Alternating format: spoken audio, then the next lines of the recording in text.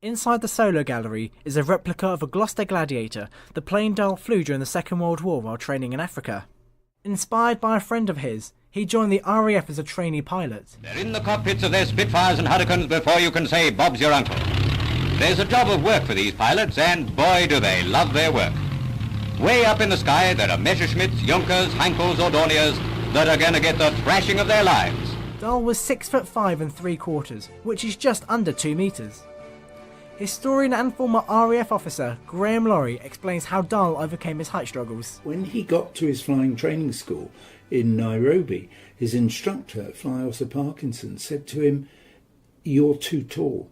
You're going to get asphyxiated as soon as the engine starts. All the engine exhaust will go into your face and your mouth. You'll be asphyxiated." But he said, "No, I'll be fine."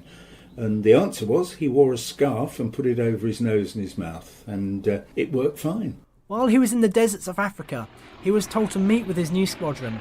But the war in Africa was moving so quickly, the coordinates he was given were wrong. With night falling, no petrol and no hope, Dahl had to force an emergency landing in the desert.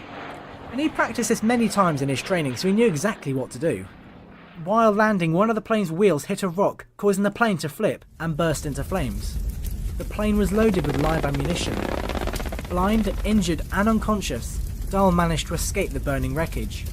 RAF historian Graham Laurie talks about the effect Dahl's crash had on him. I think it gave him time to think about life and how precious life was.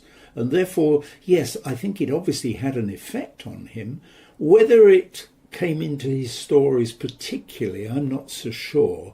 I think it was the aviation side that he was really bringing out, rather than the personal side of his sort of tragic accident. While he was in the RAF, Dahl wrote his first ever children's book. Called The Gremlins, it was about small creatures that lived inside the planes and made them stop working.